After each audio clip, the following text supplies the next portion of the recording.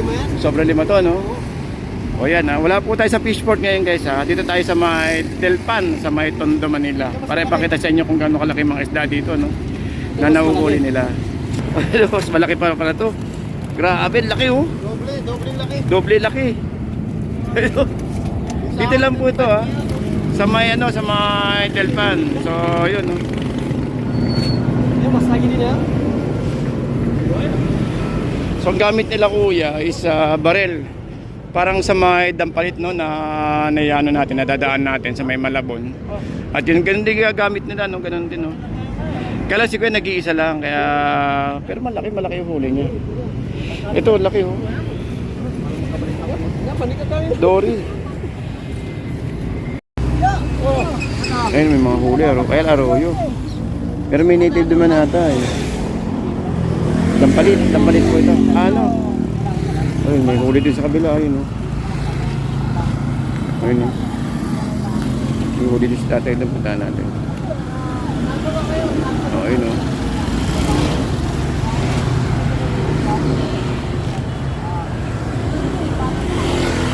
Arroyo.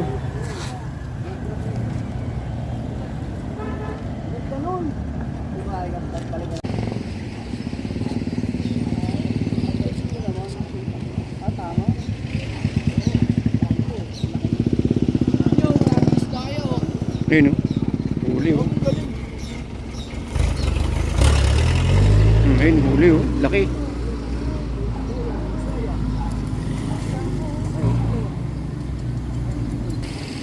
Laki oh.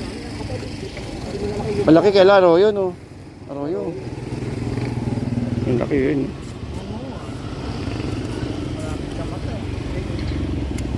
Pero malalaki.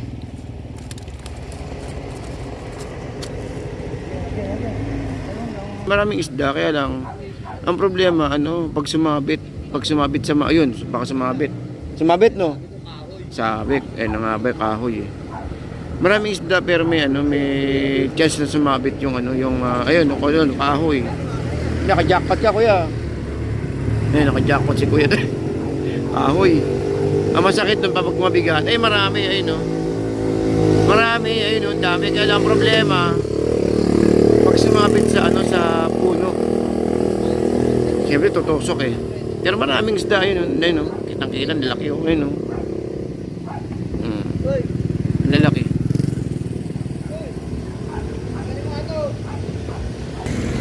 Ito guys, marami rito, marami silang pwedeng humahuli sa area na to. Kaya lang ang problema nga, tulad doon, gusto nyo malang tirahin itong mga to. Kasi ang dami, nalaki oh. Kaya lang ang problema, may mga kawayan sa ilalim. Pag hindi nila nahuli, ang laki yun sa ilalim oh. Pag hindi nila nahuli yung isda, tapol talaga nun, dun sa may kahoy sa may ilalim. Kaya may chance na maputol yung atot. Naputol yung ni kuya oh, yung bala. Naputol yung bala mo kuya? Naputol? Putol? Oh, yun lang talaga. Okay oh. Ngayon dito guys sa may Malabon. Malabon.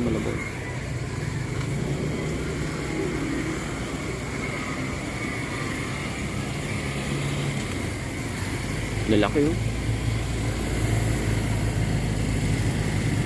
Oh, ang piyesta. Dami. Wala. Oh.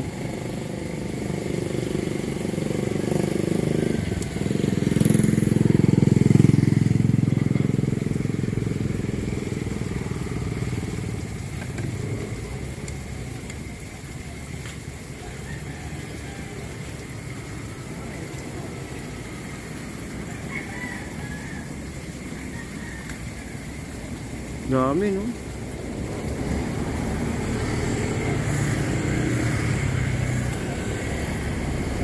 Huli pa oh. Sus. Dami. Oo, dahil sa kabila. Ayun no.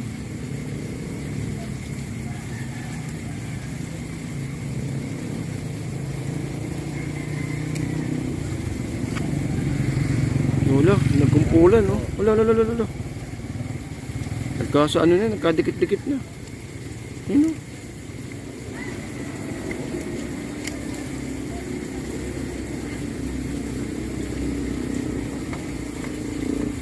Araw ganyan kuya, kahit mga 3 banyera, no? Magkapos mo dyan. Oo. Na ano.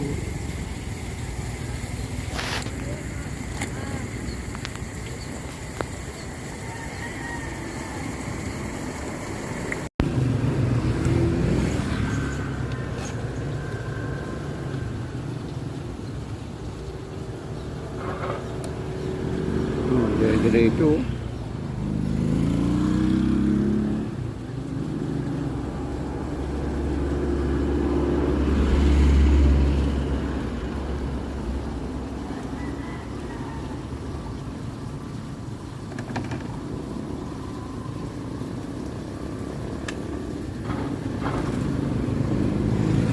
Puta, gatawa, kapal eh oh. Ay, manalang ano. Dami, no? Ayun.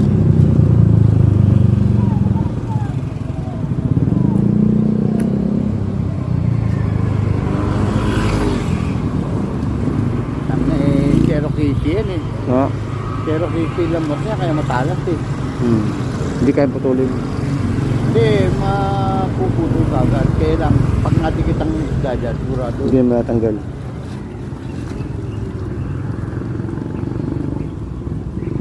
Ayun, no? Palo. Dami. Kaya lang. Lero. Kaya pala nilulubog eh.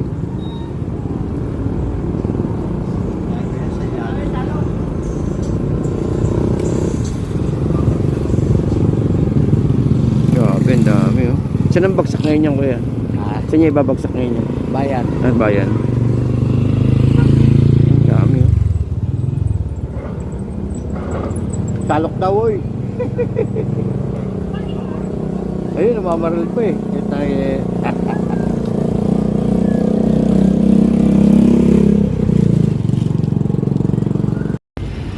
Alright, so magandang hapon po sa inyo lahat. Shoutout po sa mga kababayan po natin dyan, no? Dito po sa may Delpan Bridge, sa may Tondo, Manila. So shoutout sa inyo ng bonggang-bongga, no? Grabe yung pagbagsak ng araw, napakaganda, no? So update tayo ng oras. Ang oras po natin ay 5:30 ng hapon. Na talaga namang napakaganda nitong natin, no? Ganda ng lisang natin dito ng ilalim ng Delpan Bridge. Syempre, kaya lang mayroong mga dyan, mga barko-barko. At di yung pinaka-importante guys, ang pinaka-importante may papakita ko sa inyo ito. Itong huli nila guys. Ang laki oh, tingnan nyo. Kanduli kuya, no? Kanduli, no? O dory. Dory. Ito nagre-range to ng pakita ko sa inyo kailang kilo to. Siguro ang kilo nito nasa 5. Sobrang 5 yan. Sobrang 5 to, no? O yan, wala po tayo sa fishport ngayon guys, ha? Dito tayo sa may Delpan, sa may Tondo, Manila. Para ipakita sa inyo kung gaano kalaki mga isda dito, no? Na nahuhuli nila. Mas malaki pa pala to. Grabe, laki oh. Doble laki. Doble laki. Dito lang po ito, ha? Sa may sa may Delpan. So, yun, no? Yan, mas lagi din yan. So, ang gamit nila kuya is barel. Parang sa may dampalit, no, na natin, nadadaan natin sa may Malabon. At yun, ganun din gagamit nila, no? Ganun din, no? Kaya si kuya nag-iisa lang, kaya pero malaki yung huli niya. Ito, laki oh. Dory. Nama pare, bago mo na mga fish fillet. Sa mga nakaraan, yung matanda dyan ako gano'n. May maya-maya. Dito ko laki. Dito kaya, dito. Grabe, no? Yan, mga tilapia din, malaki. Oo. Lalaking tilapia din. Kaso lang, may gilip. Ayun na kasi siyempre, dyan lang po siya nanggagaling. Pero okay na rin kung pang ano lang. Ito yung huling update natin sa Manila Bay. Marami to. Pero ito, at least ito malaki. Oh. Mas malaki yan. Sa aquarium to eh. Ha? Aquarium. Oo. Laki yung sa lobok. Okay, laki nito isa oh. Nas doble ang kilo. Ang laki bitip pa natin. Ang laki guys oh.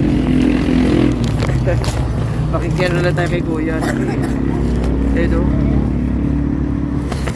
Alright.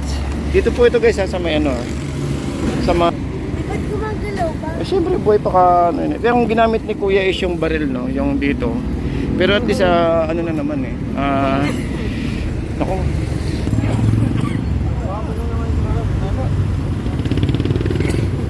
Yan laki oh. Okay, so shoutout po no sa mga ano kababayan natin dito sa may ano no, sa may Delpan dito po sa may Tondo.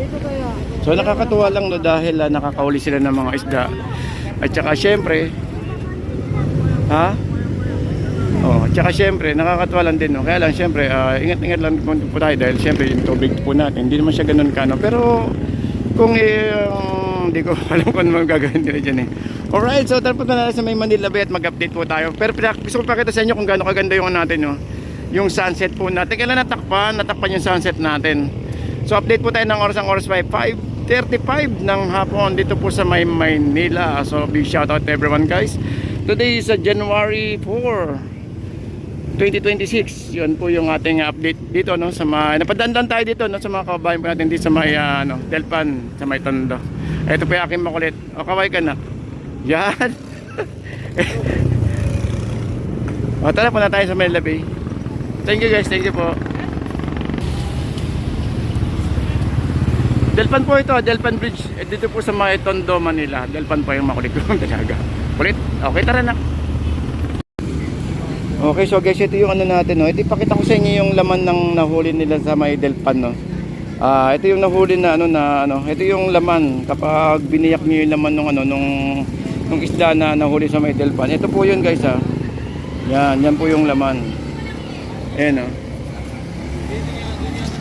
Yan, ito po yung laman nung nakawil sa may Delpan. Hindi, kinuhanan ko lang ng yung shot yung ito, saglit. Kinuhanan ko lang ng shot ng konti.